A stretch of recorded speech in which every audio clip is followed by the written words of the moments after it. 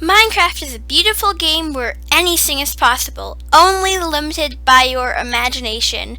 However, that's kind of the problem. It's only limited by your imagination. What if your imagination isn't that good? What if you run out of imaginative ideas? What if you just don't have any imaginative ideas for the day? What if you're distracted? There's many what ifs that can lead to you not enjoying your Minecraft experience. However, today I'll fix this.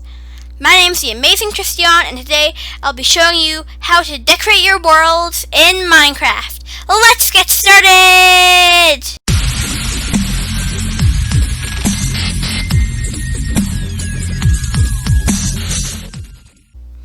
Now in your world you should have at least one settlement, which just include a little houses, just some basic stuff, houses, amenities, just basic stuff like that.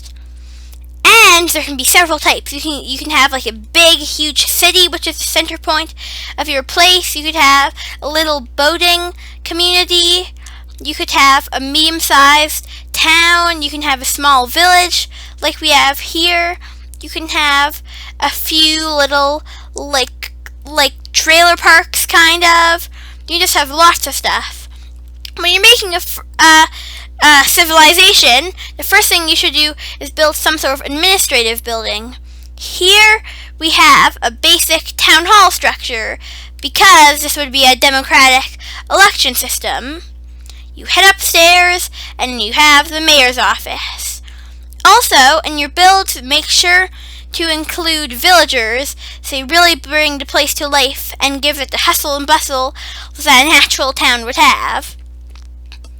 Next up, you should exploit the land. Now, normally that doesn't sound that good, but essentially, if you have a beautiful, untouched beach, then either keep it like that, and don't do anything with it, and maybe like landscape it to make it even prettier, and maybe add some like umbrellas, or get rid of the beach completely and replace it with something else. You can't just keep the beach there and not do anything with it. You have to exploit it. Or if you have a beautiful grassland, then you would likely want to use the grassland in most of your town, so make sure to do that, not do nothing. Next up, you need places for the people to gather. Here, as an example, we have a big town square. It has a message board with some important things on it. It has tons of lighting. It has a little community bench thing. And most importantly, it looks real. It has water cracks. It has stone cracks. It just actually looks real. It doesn't look perfect, because nothing in real life is perfect. Next up, you should provide your villagers a place to stay. It could be a house. It could be a hotel. It could be a cabin in a boat. It could be an apartment building, but you have to have some place for the villagers to stay. Here, we have a big, grand inn, which provides villagers tons of room. Next up, you should try and theme your village, because the stuff I've mentioned so far is essentials, but you should try and theme your village next, which will affect everything else. For example, this village is very much a tourist town, as it has the Lascaux Cave. There's a huge panda sanctuary. It's on the coast. It has beautiful scenery surrounded by mountains. This is a real tourist town, so you capitalize on it by adding stuff like pools, a boat dock, a maze, just lots of stuff. Next up, you should add some decorations. First of all, you should add a few like waterfalls. You should get out one of your primary building materials and a water bucket. Then you can go to the place where you want it. Say I wanted a little waterfall here. Make a little pool where it comes from. Like say it comes from here, and then watch as you have your beautiful one. And if it doesn't reach everywhere, you can just add water buckets. Next up, you should probably add some sort of entertainment for the villagers who actually live here, not just the tourists, but the villagers. They would really like this, a pool. They would often like dog places or libraries. They would like sports opportunities. They would like depends on your style of village. Like if you have a tourist village, then there would be minimal stuff by the people because they don't really need it. And if you have a farming village, then you would have the most of it, or at least a large portion of it will be crop fields, and there will be little to no tourist stuff. Because why would a tourist decide to come to a farming place? It's just not that appealing. Next up, you have to do some builds that the villagers would appreciate and people who come there would appreciate. For example, here we have a little horse stable. Here we have a little dog pound. We just have tons of stuff here that both villagers and tourists will enjoy, either directly or non-directly. I also have a huge panda sanctuary not far away, which is a major tourist destination, but we'll talk about that later. Next up, you should focus on your big projects. For example, in this world, there are arguably 3 big projects. There's the civilization, there's the caves of Lascaux, which I'll show later, and there's this huge panda sanctuary. So you should start focusing on those. For example, in the panda sanctuary, it took tons of work, but it's made it. There's 4 different biomes, there's a research center, and tourism areas, plus a little lake.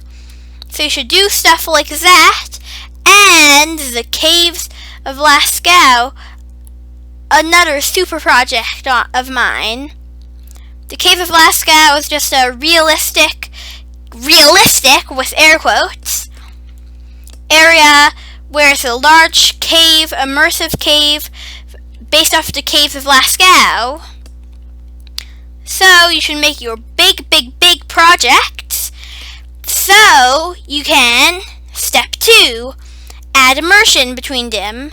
For example, if you're building a big pass, then a major build you might want to do is some sort of tent. Now this is just a very simple design that I'm going to make, but you can just make a little tent like this. Okay, so you put, and just in case this is the tutorial, you have to put some, actually I'm making this on the spot, this is the tutorial, you have to put some stuff here, and then put 2 here, and then you can kind of make this any size you want, but put 2 here, and then here put 1,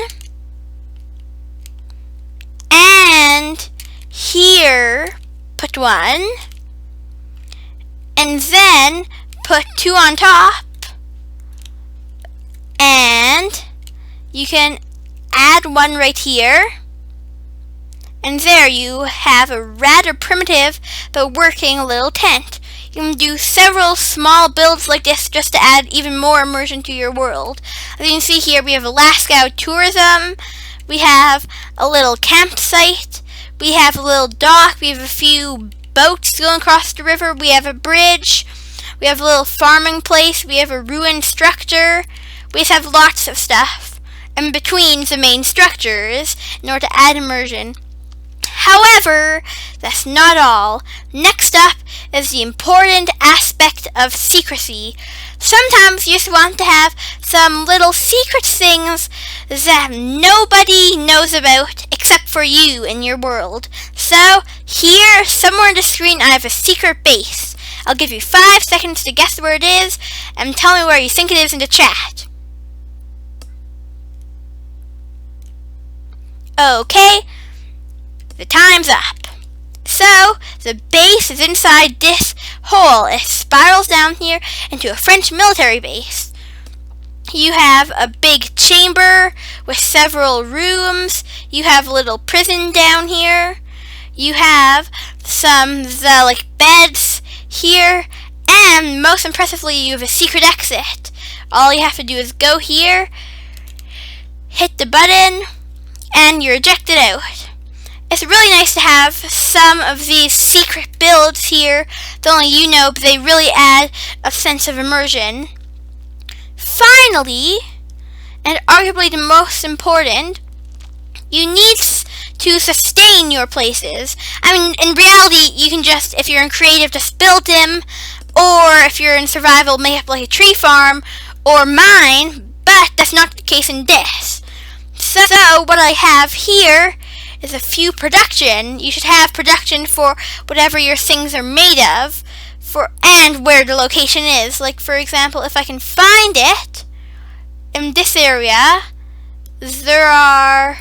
Come on, I can't find it. Okay, where are they? I know they're here somewhere. Okay, I'm so sorry for the delay. I just need to find him. Okay. Okay. Okay. Oh yeah, here. So I have a little lumberjack area which has armor stands which are chopping down the trees, kind of. So that way the village can sustain.